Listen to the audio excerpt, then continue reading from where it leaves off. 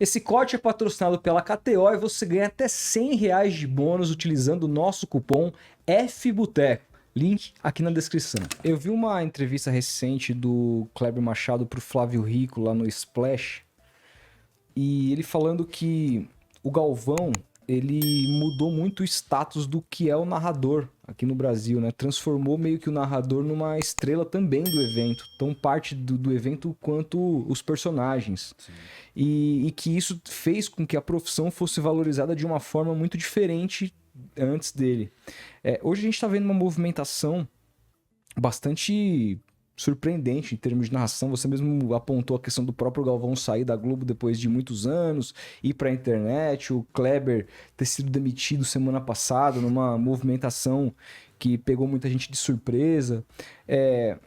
E ao mesmo tempo, a gente quando começou a ver a sua ascensão na narração, não era poucos os papos de, pô, esse cara vai parar na Globo, na TV aberta, porque a Globo, na TV aberta, em termos de audiência, em termos de glamour, em termos de... Apesar de que, pô, essas empresas todas com capital estrangeiro vindo aqui em questão de grana não deve mais nada, a Globo sempre foi o canhão, né? E aí a questão que eu queria que você me dissesse, qual que é a tua visão hoje do mercado de narração como um todo, passando por essas demissões, essas modificações. Há um lugar que você se veja no futuro?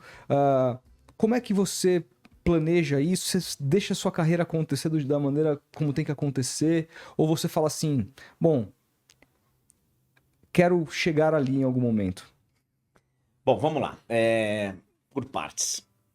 O que o Kleber falou, eu acho que ele está coberto de razão, né? O Galvão, ele leva a gente para outro patamar e ele faz com que, inclusive, muita gente passa a querer ser narrador, né? Uhum. Quem nem era narrador, que era repórter e tal, e nós temos várias histórias dessa, mais antigas aí, de exemplos como esse, e mais recentes também. Eu sou um deles, o Gustavo Villani é um deles, e temos alguns. Então, assim, o Kleber, ele realmente muda de patamar. Mas a figura importante do narrador no evento, ela existe há décadas no rádio, tá? Uhum. O cara ser o diferencial do evento. Então, Uhum. eu vou ver um jogo que tá passando em tal lugar, em tal lugar. Pô, eu vou ver na Globo por causa do Galvão. Eu acho que isso na TV, isso aconteceu por causa dele. Uhum. Mas no rádio existiu sempre. Uhum. Osmar, Sem dúvida. Você sempre escolheu o A rádio transmissão por pelo causa do narrador, narrador. claro. Então era o Silvério na PAN, era o Fiore na Bandeirantes, depois o Marchiori, o Maravilha, e o Éder. Estou falando pra galera de São Paulo, né? Sim, sim. E o Éder Luiz na Transamérica, e enfim. O Oscar Ulisses na Globo. Osmar lá atrás. Oswaldo Maciel, enfim. E aí, da mesma forma, no Rio. O cara ligava na Rádio Globo pra ouvir o Garotinho, o Zé Carlos Araújo. O cara ouvia a Rádio Gaúcha pra ouvir ou o Ranzolin, ou depois o Pedro Ernesto, antes, quando o Ranzolin tava na Guaíba, enfim.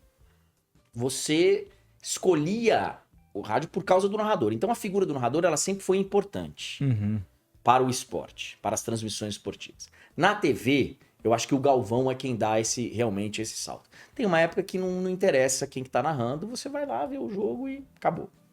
Tá, essa foi a primeira parte da sua pergunta. A outra, todo mundo queria, né? Falava, o André vai chegar na Globo, o André vai chegar na Globo. Era o desejo de muitos dos meus colegas. Pô, quero trabalhar na Globo, quero trabalhar na Globo, quero trabalhar na Globo. Eu nunca tive isso.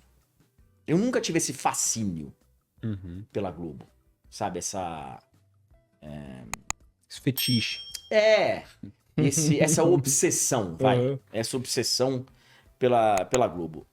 Não por desmerecer a Globo, muito pelo contrário. Meu pai foi correspondente da Globo anos. Eu cresci um filho de um funcionário da Globo. Eu viajei o mundo com ex-colegas do meu pai e os mais jovens também, da Globo, e convivi muito com eles no dia a dia, de sairmos jantar, eu saía jantar com a equipe da Globo, eu saía... sempre tive muita proximidade, sempre conheci muito do profissionalismo deles. É realmente uma empresa diferenciada. Mas eu nunca tive essa obsessão. Pô, se eu não trabalhar na Globo... Porque eu via colegas meus com esse pensamento. Pô, se eu não trabalhar na Globo é um fracasso. Pô, se eu não trabalhar na Globo, eu tô fazendo isso pra chegar na Globo. Eu tô fazendo isso pra chegar... Eu nunca tive isso, cara. Talvez até pelo exemplo do meu pai, que o dia que saiu da Globo, foi bem feliz em outros lugares. Meu pai, sabe, a vida dele continuou. Ele foi correspondente internacional por outras emissoras. Meu pai, sabe, construiu uma carreira que teve uma parte na Globo bem importante. E que teve uma parte fora da Globo bem importante também. Numa época que era até mais difícil. Então eu nunca tive esse negócio de, pô, se eu não estiver na Globo, eu sou um fracasso. Nunca. E, na outra parte da sua pergunta, vou fazer um exercício aqui com vocês. De tantos garotos que sonham em ser narradores hoje, esportivos, você acha que todos eles, porque na minha época, né? Se você perguntasse para 10, 9 iam querer trabalhar na Globo, como você disse. Você acha que dos 10 hoje que você perguntarem, será que 9 vão querer trabalhar na Globo? Não. Não vão ter alguns querendo o meu lugar, não? Exatamente. Sim, com certeza. Né? O lugar do Jorge, o lugar do... Agora, quem tá narrando o Brasileirão, Copa do Brasil na Amazon e não sei o quê, e Libertadores estava outro dia no SBT, agora é Sul-Americana, mas enfim. Eu acho que vai ter muita gente olhando e colocando como, porra, eu quero um dia narrar 14 finais de Champions. Eu quero narrar 14 finais de Champions. Olhando muito mais pro evento do que pro lugar. Olhando, olhando, pô, cara, eu acho que isso aqui, pô, o André, cara, o André narra os grandes jogos da Champions, vira e mexe e viaja. O André, pô, tá. Eu acho que o meu trabalho hoje, ele é muito mais de cuidar dele do que ficar olhando para outros. Sem dúvida. Né? Ele é muito mais de preservar aquilo que eu já conquistei e de... Como assim você tá olhando para outros lugares, você tá vendo... Meu futuro eu vejo aqui. Agora, de novo, eu sou realista.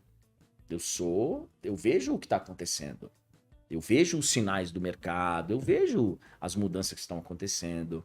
Então eu tenho muita tranquilidade, cara. Muita tranquilidade mesmo para saber que tudo isso é passageiro.